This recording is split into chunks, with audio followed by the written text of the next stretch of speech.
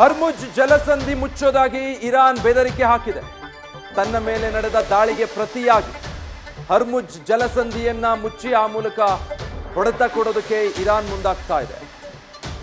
ರಾಷ್ಟ್ರೀಯ ಭದ್ರತಾ ಮಂಡಳಿಯ ತೀರ್ಮಾನ ಒಂದೇ ಸದ್ಯ ಬಾಕಿ ಇದೆ. ವಿಶ್ವದ ಹಲವು ದೇಶಗಳಲ್ಲಿ ತೈಲ ಮತ್ತಷ್ಟು ದುಬಾರಿಯಾಗುವಂತಹ ಆತಂಕ ಇದರಿಂದ ಕಾಣ್ತಾ ಇದೆ. ಗಲ್ಫ್ ದೇಶಗಳಿಂದ ಇಡೀ ವಿಶ್ವದಾದ್ಯಂತ ಸರಬರಾಜುವಾಗುವಂತಹ ತೈಲ ಏನಿದೆ, ಕಚ್ಚಾ ತೈಲ ಬರುವಂತಹ ಮಾರ್ಗ ಹರ್ಮುಜ್ ಸಂಧಿಯನ್ನ ಮುಚ್ತೀವಿ ಅಂತ ಇರಾನ್ ಬೆದರಿಕೆ ಹಾಕ್ತಾ ಇದೆ. ಹಾಗಿದ್ರೆ ಈ ಹರ್ಮುಜ್ ಜಲಸಂಧಿ ಅಷ್ಟೊಂದು ಮುಖ್ಯ ಯಾಕಾಗತ್ತೆ? ಒಂದು ವೇಳೆ ಇರಾನ್ ತಾನು ಹೇಳ್ಕೊಳ್ತಾ ಇರೋ ಹಾಗೇನೆ ಈ ಹರ್ಮುಜ್ ಜಲಸಂಧಿಯನ್ನ ಮುಚ್ಚಿದ್ದೇ ಆದ್ರೆ ಅದರಿಂದ ವಿಶ್ವದ ಹಲವು ರಾಷ್ಟ್ರಗಳಿಗೆ ಯಾವ ರೀತಿ ತೊಂದರೆ ಆಗುತ್ತೆ ಅನ್ನೋದನ್ನ ನೋಡ್ತಾ ಹೋಗೋಣ. ಸೊ ಈ ಮ್ಯಾಪ್ ನೀವೇನು ಗಮನಿಸ್ತಾ ಇದ್ದೀರಾ, ಇರಾನ್ ಯಾವ ರೀತಿ ಹರ್ಮುಜ್ ಜಲಾಸ್ತ್ರವನ್ನ ಬಳಸೋದಕ್ಕೆ ಮುಂದಾಗ್ತಾ ಇದೆ ಅನ್ನೋದನ್ನ ಇದರ ಮೂಲಕ ಅರ್ಥ ಮಾಡ್ಕೊಳ್ಬಹುದು. ಇಲ್ಲಿ ಇರಾನ್ ಇಲ್ಲಿರೋದು, ಇಲ್ಲಿ ಗಮನಿಸ್ತಾ ಇದ್ದೀರಲ್ಲ, ಇದು ಹರ್ಮುಜ್ ಜಲಸಂಧಿ ಕಾಲುವೆ ರೀತಿಯಲ್ಲಿ ಕಾಣಿಸುತ್ತೆ ನಿಮಗೆ. ಈ ಕಡೆನೂ ಭೂಮಿ ಇದೆ, ಈ ಕಡೆನೂ ಭೂಮಿ ಇದೆ, ಈ ಮಧ್ಯದಲ್ಲಿ ಕಾಲುವೆ ರೀತಿಯಲ್ಲಿ ಹರಿದು ಹೋಗುತ್ತೆ ಅರಬ್ಬಿ ಸಮುದ್ರ. ಒಂದು 33 ಕಿಲೋಮೀಟರ್ ವಿಸ್ತೀರ್ಣ, 3 ಕಿಲೋಮೀಟರ್ ಅಗಲ ಇರುವಂಥ ಹರ್ಮುಜ್ ಜಲಸಂಧಿ ಇದು ಬಹಳ ದೊಡ್ಡ ಪಾತ್ರವನ್ನು ನಿರ್ವಹಿಸುತ್ತೆ. ಯಾಕಂದ್ರೆ ಇಡೀ ವಿಶ್ವಕ್ಕೆ ಪ್ರಮುಖ ಭಾಗದಲ್ಲಿ ತೈಲಗಳು ಸಂಗ್ರಹ ಆಗೋದು ಮತ್ತೆ ಅಲ್ಲಿಂದ ತಲುಪೋದು ಈ ಪರ್ಷಿಯನ್ ಗಲ್ಫ್ ರಾಷ್ಟ್ರಗಳಿಂದ. ಈ ತೈಲ ಎಲ್ಲ ಸಂಪೂರ್ಣವಾಗಿ ಹರ್ಮುಜ್ ಜಲಸಂಧಿ ಮೂಲಕವೇ ಬಂದು ವಿಶ್ವದ ಇತರೆ ರಾಷ್ಟ್ರಗಳಿಗೆ ಸರಬರಾಜು ಆಗಬೇಕು. ಆದರೆ ಇರಾನ್ ಈ ಹರ್ಮುಜ್ ಜಲಸಂಧಿಗೆ ಬಹಳ ಸನಿಹದಲ್ಲಿದೆ. ಅದರ ಮೇಲೆ ತಾನು ಒಂದು ಹಂತಕ್ಕೆ ನಿಯಂತ್ರಣವನ್ನು ಹೊಂದೋದಕ್ಕೆ ಸಾಧ್ಯ ಇದೆ. ಹೀಗಾಗಿ ಒಂದು ವೇಳೆ ಇರಾನ್ ಹೇಳ್ತಾ ಇರೋ ಹಾಗೆ ಈ ಹರ್ಮುಜ್ ಜಲಸಂಧಿಯನ್ನ ಮುಚ್ಚಿದ್ದೇ ಆದರೆ ಈ ಪರ್ಷಿಯನ್ ಗಲ್ಫ್ ರಾಷ್ಟ್ರಗಳಿಂದ, ಇಲ್ಲಿ ಸೌದಿ ಅರೇಬಿಯಾ, ಪರ್ಷಿಯನ್ ಗಲ್ಫ್ ರಾಷ್ಟ್ರಗಳು, UAE, ಇದೆಲ್ಲ ಭಾಗದಿಂದ ಬರುವಂತಹ ತೈಲಗಳೇನಿದೆ ಅದೆಲ್ಲವೂ ಇದೇ ಹರ್ಮುಜ್ ಜಲಸಂಧಿ ಮಾರ್ಗವಾಗಿ ಇಲ್ಲಿ ಬರಬೇಕು. ಎಲ್ಲ ಹಡಗುಗಳು ಇಲ್ಲಿಂದಾನೇ ಬರಬೇಕು. ಅದಾದ ನಂತರ ವಿಶ್ವದ ಉಳಿದ ಭಾಗಗಳಿಗೆ, ರಾಷ್ಟ್ರಗಳಿಗೆ ಅದರ ಸರಬರಾಜು ಆಗಬೇಕು. ಸೊ ಇದನ್ನು ಮುಚ್ತೀವಿ ಅಂತ ಇರಾನ್ ಹೇಳ್ತಾ ಇರೋದು. ಈ ಹರ್ಮುಜ್ ಜಲಸಂಧಿಯನ್ನು ಮುಚ್ಚಿದ್ರೆ ಈ ಪರ್ಷಿಯನ್ ಗಲ್ಫ್ ರಾಷ್ಟ್ರಗಳು, ಸೌದಿ ಅರೇಬಿಯಾ, UAE ಇಲ್ಲಿಂದ ಬರುವಂತಹ ತೈಲಗಳ ಸಾಗಾಣಿಕೆಯನ್ನು ನಿಲ್ಲಿಸಿದ ಹಾಗಾಗ್ಬಿಡುತ್ತೆ, ಅದಕ್ಕೆ ತಡೆಯೊಡ್ಡಿದ ಹಾಗಾಗ್ಬಿಡುತ್ತೆ. ತೈಲ ಪೂರೈಕೆ ನಿಂತೋಯ್ತು ಅಂದರೆ ದೇಶಗಳ ಪರಿಸ್ಥಿತಿ ಏನಾಗೋದು ಅನ್ನೋದನ್ನು ಊಹೆ ಮಾಡ್ಕೊಳ್ಳಿ. ಸೊ ಭಾರತಕ್ಕೂ ಕೂಡ ಅಷ್ಟೇ. ಇಲ್ಲಿಂದ ಸರಬರಾಜಾಗುವಂತಹ ತೈಲದ ಮೇಲೇನೆ ಭಾರತ ದೊಡ್ಡ ಪ್ರಮಾಣದಲ್ಲಿ ಅವಲಂಬಿತ ಆಗಿರೋದು. ಭಾರತ ಮಾತ್ರ ಅಂತಲ್ಲ, ಅನೇಕ ದೇಶಗಳಿಗೆ ಈಗ ಇದರಿಂದ ಆತಂಕ ಆಗಿದೆ. ಯಾವೆಲ್ಲ ದೇಶಗಳಿಗೆ ಇದಕ್ಕೂ ಈ ಯುದ್ಧಕ್ಕೂ ಸಂಬಂಧನೇ ಇಲ್ವೋ ಆ ದೇಶಗಳಿಗೂ ಕೂಡ ಇದರಿಂದ ತೊಂದರೆ ಉಂಟಾಗುತ್ತೆ. ಆಗ ಸಹಜವಾಗಿ ಆ ದೇಶಗಳು ಕೂಡ ಆಕ್ರೋಶವನ್ನು ವ್ಯಕ್ತಪಡಿಸುತ್ತೆ.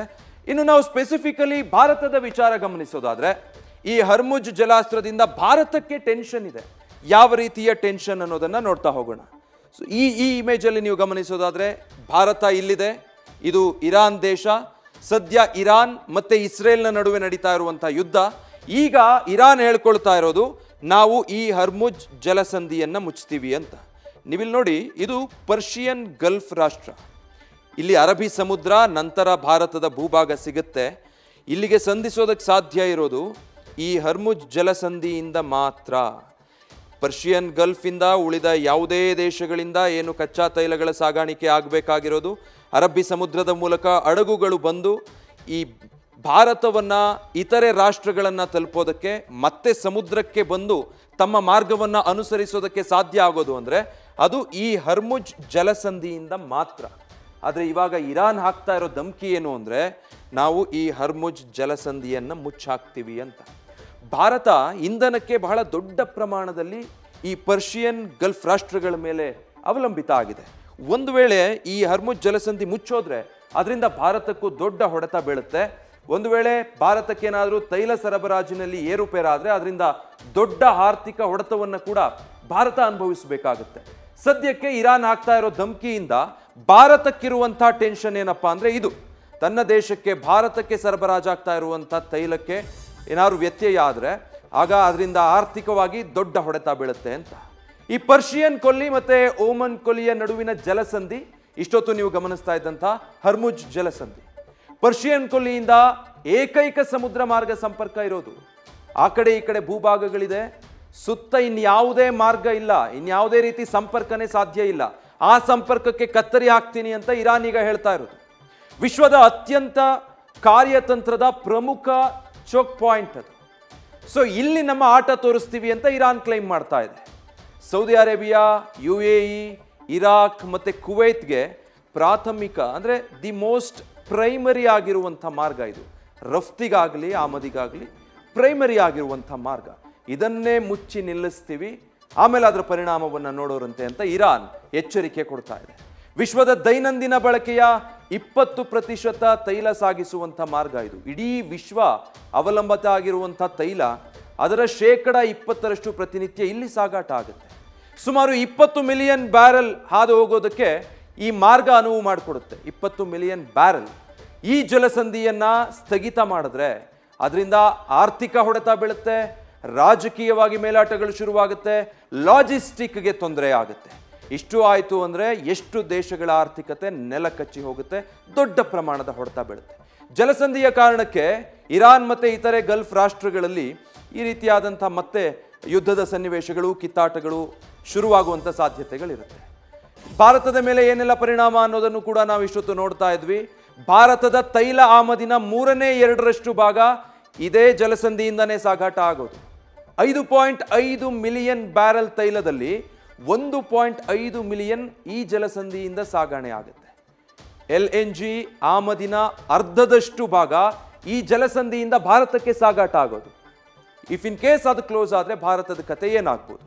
ಬ್ಯಾರೆಲ್ ಕಚ್ಚಾ ತೈಲದ ಬೆಲೆ $90ನಿಂದ $105ಗೆ ಏರಿಕೆ ಆಗುತ್ತೆ. ಆಗೋ ಸಾಧ್ಯತೆ, ಅಥವಾ ಇನ್ನೂ ಹೆಚ್ಚಾಗ್ಬೋದು ಪರಿಸ್ಥಿತಿಗೆ ಅನುಗುಣವಾಗಿ. ಭಾರತದಲ್ಲಿ ಪೆಟ್ರೋಲ್, ಡೀಸೆಲ್ ಮತ್ತು LPGಯ ಬೆಲೆಗಳು ಏರಿಕೆಯಾಗುವಂಥ ಭೀತಿ ಇದೆ. ಆಗ ಉತ್ಪಾದನೆಗೆ, ಸಾರಿಗೆಗೆ ಮತ್ತು ಸೇವಾ ವಲಯಗಳಿಗೆ ತಗುಲುವಂಥ ವೆಚ್ಚ ಹೆಚ್ಚಾಗ್ತಾ ಹೋಗುತ್ತೆ. ಅದು ಡೈರೆಕ್ಟ್ಲಿ ಹಣದುಬ್ಬರಕ್ಕೆ ಕಾರಣ ಆಗುತ್ತೆ. ಹಣದುಬ್ಬರ ದೇಶದಲ್ಲಿ ಹೆಚ್ಚಾಯಿತು ಅಂದರೆ ಆರ್ಥಿಕ ಬೆಳವಣಿಗೆ ಕುಂಠಿತ ಆಗುವಂಥ ಆತಂಕ ಸದ್ಯ ಭಾರತವನ್ನು ಕಾಡ್ತಾ ಇರೋದು. ಭಾರತದ ವಿದೇಶಿ ವಿನಿಮಯ ಕಾಯ್ದಿರುವಿಕೆ ಇದೆಯಲ್ಲ, ಅದ್ರ ಮೇಲೂ ಕೂಡ ಇದರಿಂದ ಒತ್ತಡ ಹೆಚ್ಚಳ ಆಗುತ್ತೆ. ಇದು ಚೈನ್ ರಿಯಾಕ್ಷನ್ ಇದ್ದ ಹಾಗೆ, ಒಂದಕ್ಕೊಂದು ರಿಯಾಕ್ಟ್ ಆಗ್ತಾ ಹೋಗುತ್ತೆ. ಇದರಿಂದ ರೂಪಾಯಿಯ ಮೌಲ್ಯ ಕುಸಿಯುವ ಆತಂಕ ಕೂಡ ಭಾರತಕ್ಕಿದೆ. ಸೊ ಸರಕು ಸಾಗಣೆ ವಿಳಂಬ ಆಗಿ ವ್ಯಾಪಾರಕ್ಕೆ ಭಾರತ ತೊಂದರೆ ಎದುರಿಸಬೇಕಾಗುತ್ತೆ. ಈ ತೈಲ ಬೆಲೆ ಏರಿಕೆಯಿಂದ ಷೇರು ಮಾರುಕಟ್ಟೆಗಳು ಕೂಡ ಕುಸಿಯಬಹುದು. ಇಷ್ಟೆಲ್ಲ ಪರಿಣಾಮಗಳನ್ನು ಭಾರತ ಎದುರಿಸಬೇಕಾಗುತ್ತೆ. ಸದ್ಯಕ್ಕೆ ಇರಾನ್, ಇದರ ಜೊತೆಗೆ ಅಮೆರಿಕ ಮೇಲೂ ಪ್ರತೀಕಾರ ತಗೊಳ್ತೀವಿ, ಹರ್ಮುಜ್ ಜಲಸಂಧಿಯನ್ನೂ ಮುಚ್ಚಿ ನಾವು ಎಂಥ ಹೊಡೆತ ಕೊಡ್ತೀವಿ ನೋಡ್ತಾ ಇರಿ ಅನ್ನೋ ಎಚ್ಚರಿಕೆಯನ್ನು ಕೊಡ್ತಾ ಇದೆ. ನ್ಯೂಸ್ ಫಸ್ಟ್, ನಿರ್ಭೀತಿಯಿಂದ ನಿಮ್ಮ ಪರವಾಗಿ.